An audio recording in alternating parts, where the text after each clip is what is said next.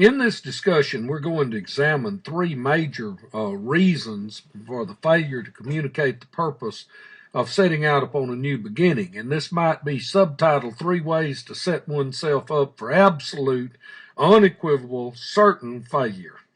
Well, failure to communicate a purpose behind a new beginning may be fatal. Well, let me tell you, let's correct that. Will most certainly be fatal to an organization. I know there are a lot of reasons that we fail to communicate a purpose. However, the following three reasons are of particular interest to us in this particular set of lessons. Well, the first reason for failing to communicate a purpose is because no purpose actually exists. There may be no purpose behind the move, or the purpose might not stand up to open scrutiny. We might find that the change could indeed be just based on someone's whim, or it may be an attempt to show that the leadership is not passive. The new beginning may have been sought to copy some other organization. Now, if any of these reasons are behind the rationale or driving the rationale for setting out upon a new beginning, let me tell you, you better circle the wagons because you're in deep trouble. People will not leave the neutral zone unless you have a good reason to have enacted the change, or getting them out of the neutral zone is going to be almost impossible.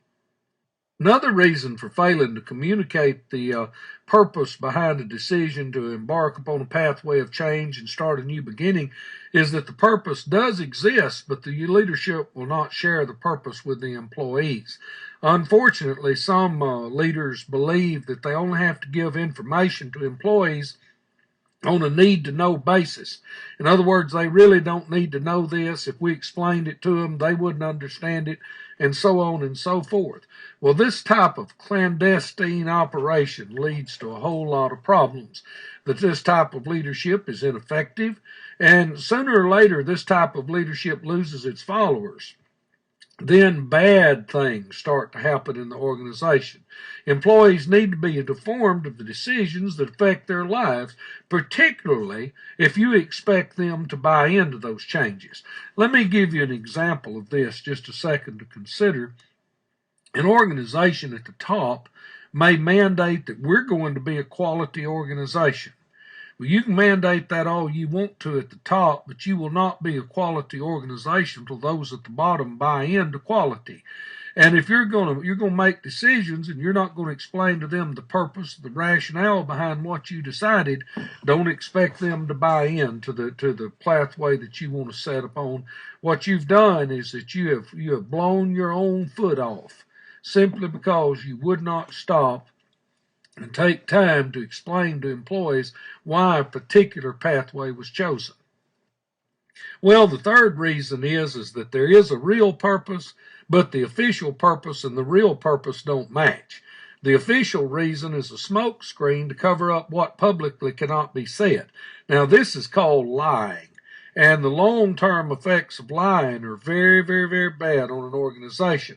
Loss of trust occurs when people lie, and the loss of trust leads to the withdrawal of loyalty. When loyalty is withdrawn, it leads to resentfulness, and resentfulness leads to the loss of good employees. Keep in mind that you're not going to lose your bad employees and your poor employees. They can't go anywhere. It's your good employees that you're going to lose. And, a person would be better off, as he said in the textbook, to just cut their own throat before they started lying. You cannot lie and prosper. And the truth is never as terrifying as was imagined. So, when you sit down and you look at reasons for not communicating the purpose, let me tell you right up front, there are no good reasons for not communicating the purpose. The purpose behind transition must be shared with the employees if you intend for them to buy into the new beginning and to really give their hearts and souls to it.